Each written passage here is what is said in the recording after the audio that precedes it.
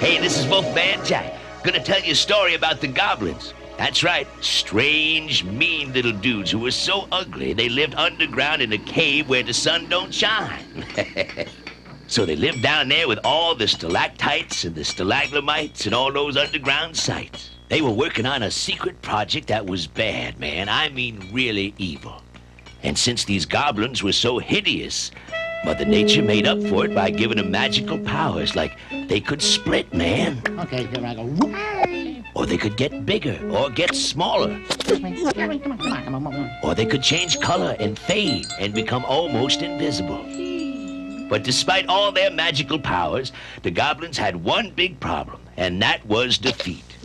They lived so long down in the cold, dark, wet place that the feet got all soft and spongy and went squish, which made it difficult when they wanted to sneak up on something, 'cause they had a squeak in their sneak. And if squishing wasn't bad enough, their feet were so sensitive that if they stepped on a nickel, they could tell if it was heads or tails, and also the date. 1944. Hey, let's listen to what the goblins say. What's it all mean? How's that? This digging, these tunnels, this secret project. Why are we working on it? Because our fathers worked on it.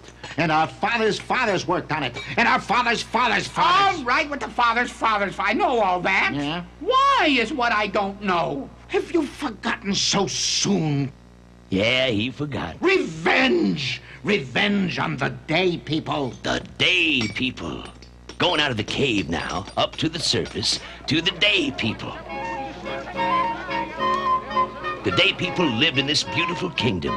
They knew the goblins lived underground and only came out at night, so they didn't boogie much around the kingdom after dark, 'cause the goblins were always doing such weird things, like scaring people half to death. Oh. So the day people did their thing during the day, and the goblins did their thing during the night. Only thing was, the day people thing was getting shorter, 'cause the nights were getting longer. You see, the goblins had been piling all the dirt they'd been digging out of their cave behind the village, and a huge mountain had formed, blocking the morning sunrise. Strange, but somehow I feel the nights are getting longer. Something even stranger. I don't remember that mountain being there yesterday. So the day people had 3 more hours of black. Meanwhile, Princess Hilda was taking advantage of the last of daylight. Oh, she's so beautiful. She not only tantalizes your eyes, starts your heart, and control your soul, she enshrines your entire mind.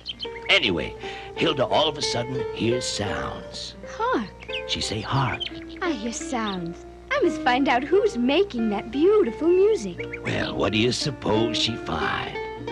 She find Kurt, the shepherd boy, playing that mess. Kurt has got an easy job being a shepherd boy, 'cause there's only 2 sheep in the kingdom.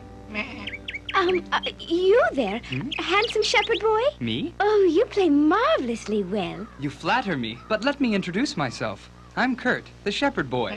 I'm Hilda, the princess. Aren't you afraid, Princess, to be walking alone as dusk approaches? One can't be too careful of the goblins. I'm really not that concerned about those horrid goblins, but I would be pleased to have you accompany me home. And please, just call me Princess. Now, this is the boss goblin. He's one mean machine. Why, he's so mean, everywhere he steps, a weed grows. What's going on here? Get to work! The secret project must be finished by tomorrow. Yes, boss. Okay, boss. Okay, boss. Yes, boss. Okay, dig. Look, Kurt, you don't have to do that. I can just jump over it. I wouldn't think of letting you get your feet wet, Hilda. Well, all right.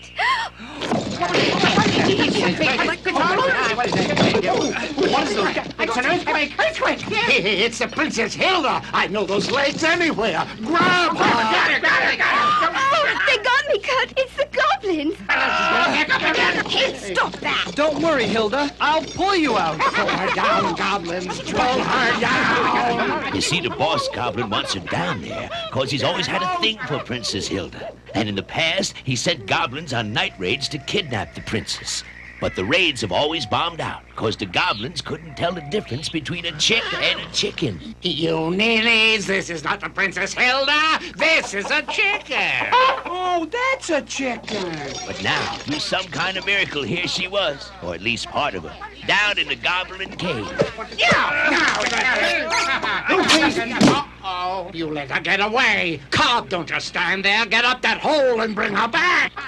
Once old Cobb saw that light streaming in, he knows it's hopeless to follow the princess, cause the goblins can't see in the daylight. Well, at least find out where she's gone, where she lives, something. As you can see, but the goblins couldn't. It was love at first sight. In fact, Kurt and Hilda had such a thing for each other that they decided to meet that night in the garden. So, they're gonna meet in the garden tonight. Good. I want my best men on this. And please, this time, no chickens, huh? No chicken. So that night, Kurt anxiously awaited the arrival of Princess Hilda. Is that the princess approaching? Such dainty, squishy steps she has. Wait a minute. Princesses don't have squishy steps. It's the goblins! Where are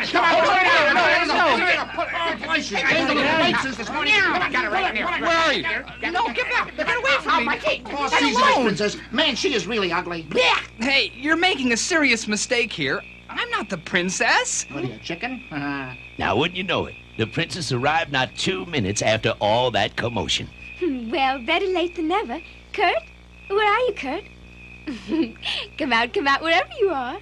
But as Hilda was looking around for Kurt, a strange thing happened. A light went on in the highest tower in the castle. Weird. There's never been a light in that tower before. I wonder who's up there.